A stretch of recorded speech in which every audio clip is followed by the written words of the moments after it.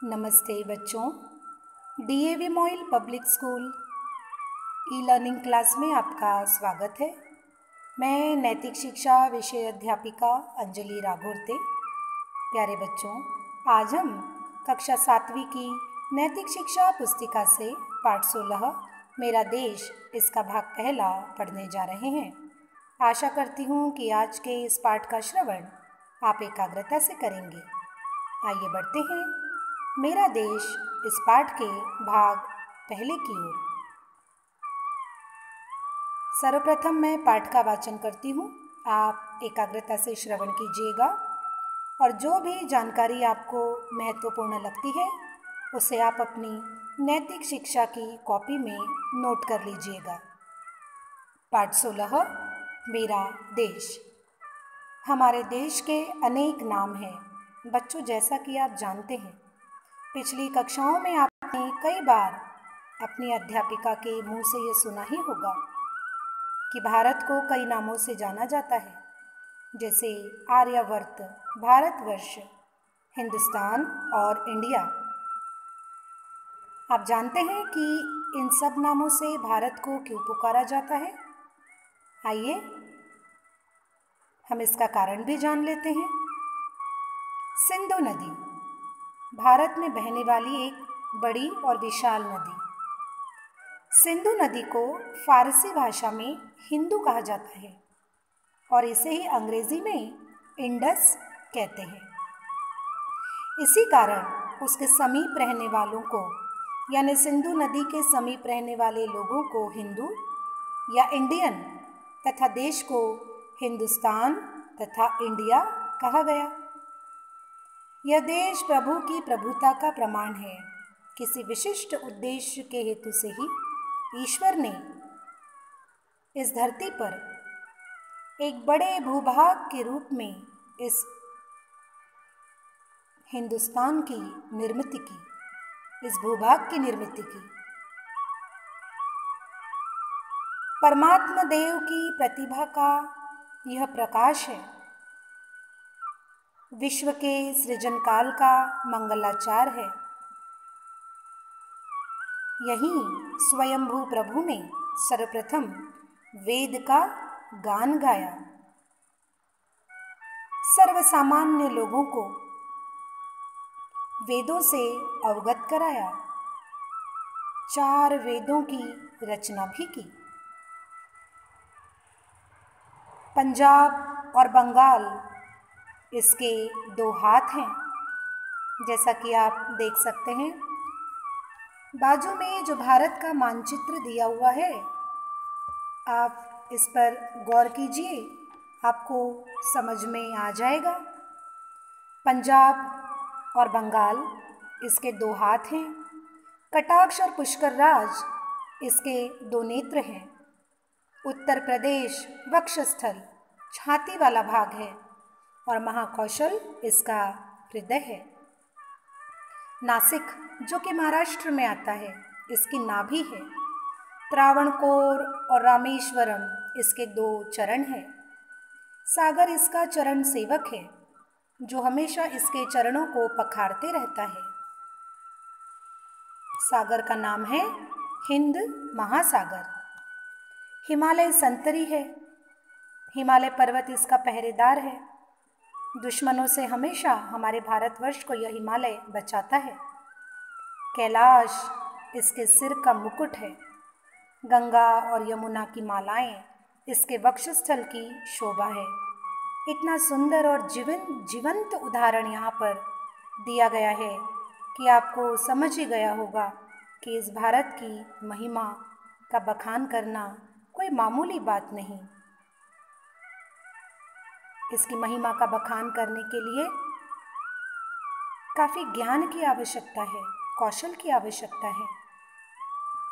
संस्कृति, इतिहास तथा भूमि यानी प्रकृति, इन तीनों संपदाओं के समूह का नाम राष्ट्र है, जो कि तीनों चीज़ें हमारे भारत में हैं। इसकी संस्कृति, इतिहास और भूमि महान है। संस्कृति अद्वितीय है। देश के पूर्व पुरुषों द्वारा निर्मित तथा परिपालित जीवन विधि को संस्कृति कहते हैं। देश के जो पूर्व पुरुष हुए उन्होंने ही तो शिष्टाचार और आचरण से संबंधित कई बातों को हमें सिखाया, जिसे हम संस्कृति कहते हैं। और इसी संस्कृति के माध्यम से संस्कार बच्चों पर डाले जाते हैं। स्वदेश में पैदा हुए वीर पुरुषों की जीवन लीला का नाम ही इतिहास है। आपने विषय इतिहास में भी पढ़ा होगा, स्वदेश से प्रेम करने वाला देशभक्त होता है। भूगोल का अर्थ स्वदेश भूमि की आंतरिक रचना का विस्तार है। आपने भूगोल विषय के अंतर्गत भी पढ़ा होगा, सीमा विस्तार। इसी का ज्ञान तो हमें भूगोल विषय में दिया गया है। आंतरिक रचना प्रत्येक राज्य की, प्रत्येक प्रदेश की, कहाँ से कहाँ तक उसका विस्तार है, यह सब हमने भूगोल में पढ़ा है। जो इन तीनों से प्रेम करता है, यानी संस्कृति से, इतिहास से, भूमि अर्थात भूगोल से, वही सच्चा राष्ट्रभक्त है। जो इन तीनों के हितों की रक्षा करता है, इनके विकास के बारे में हमेशा कार्य करता है, वही सच्चा राष्ट्रभक्त होता है।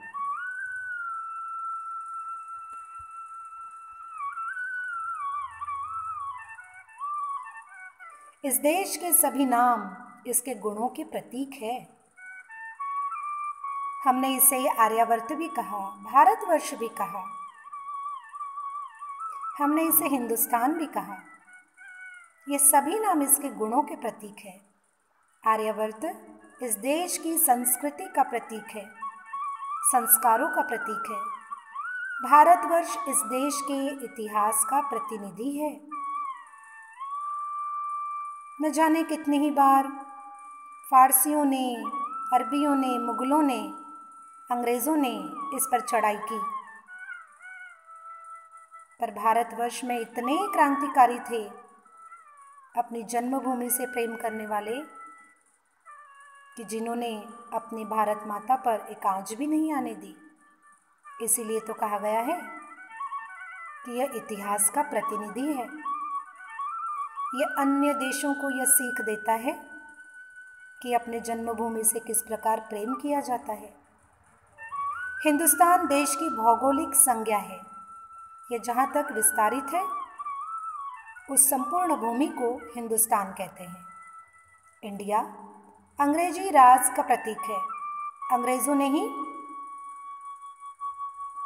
सिंधु नदी को जैसे हिंदू कहा, फिर हिंदू से इंडस बना और इंडस से इंडिया यह नाम आया। तो इंडिया यह अंग्रेजी राज का प्रतीक है। सृष्टि के आरंभ में इस देश का कुछ भी नाम न था, तथापि इस देश के रहने वाले इस देश को जननी जन्मभूमि तथा अपने को आर्य कहते थे। देखा बच्चों, कितनी बड़ी जानकारी है। जब इस देश का कोई नाम नहीं था, तब इस भारतवर्ष को, इस आर्यावर्त को, इस हिंदुस्तान को जननी जन्मभूमि कहा जाता था, क्योंकि इस भूमि में जन्म हुआ था और जिसका जन्म हुआ था वह स्वयं को आर्य कहता था। आर्य शब्द का अर्थ बड़ा व्यापक है बच्चों। इसका अर्थ है आस्तिक, आस्था रखने वाला, श्रेष्ठ, महान, गुणवान, सभी गुणों और कौशलों से परिपूर्ण, आचारवान, जिसके आचरण में नम्रता हो, गतिशील, जो कभी रुकता नहीं है, आगे ही आगे विकास की दिशा की ओर बढ़ते रहता है। एक ऐसा व्यक्ति जिसके जीवन का उद्देश्य सत्य और असत्य का विवेक, यानी सच क्या है और झूठ क्या है, इसका ज्ञान, सुकर्म सेवा, सबकी अच्छे मन से, अच्छे कर्मों से सेवा तथा ब्रह्म ज्ञान की प्राप्ति हो, यानी ईश्वर में आस्था। और इस संपूर्ण दुनिया को, ब्रह्मांड को चलाने वाला कौन है? जरूर वो कोई एक ऐसी शक्ति है जो हम केवल महसूस कर सकते हैं, जिसे देख नहीं सकते, ऐसे ब्रह्म ज्ञान की प्राप्ति, ये सारी बातें जिस व्यक्ति में है वह आर्य है। और पहले जब हमारे देश को कोई नाम नहीं मिला था, तब सभी अपने आप को आर्य मानते थे, इन सभी गुणों से परिपूर्ण मानते थे। जैसा आकार हमारे देश का आज है, सृष्टि के आरंभ में इस आकार से कुछ भिन्न था। आपको भारत का इतिहास तो पता है। कई बार आक्रमणकारियों ने आक्रमण किया, दुश्मनों ने कई भूभाग पर कब्जा किया, जिस वजह से आज हमारा भारत आज के इस आकार में दिखाई देता है। लेकिन पहले वो वैसा नहीं था। भारत माता के दोनों हाथ पंजाब और बंगाल आज की अपेक्षा अधिक मजबूत थे। आज तो चारों ओर केवल लड़ाई ही लड़ाई दिखाई देती है, केवल अपने प्रदेश के लिए, अपने भूमि के लिए। भारत माता के सिर का ताज कैलाश भी अधिक शोभाशाली था। मुकुटमणि, बद्री, केदार अपनी वर्तमान अवस्था से भी अधिक ज्योतिर्मय थे। इसका वक्षस्थल कौशल देश महाबलशाली था। हिमालय के गौरव का तो ठिकाना ही क्या, वह तो साक्षात मूर्तिमान गौरव ही था। वरुण देव, जिसे सर्वसाधारण भाषा में आप वर्षा कहते हैं, इसी प्रकार उसके चरण कमलों की सेवा में तत्पर रहता था। वर्षा का जल वरुण देव बरसाते हैं, वह समुद्र में जाता है और समुद्र की लहरें इस हिमालय पर्वत के चरण पखारती है, धोती है। वह इस जननी जन्मभूमि के वक्षस्थल के साथ पुत्र के समान खेलता था। उन दिनों राजपुताना के स्थान पर सागर था, जहाँ पर राजस्थान के एक विशाल भूभाग पर रेत ही रेत आपको नजर आती है।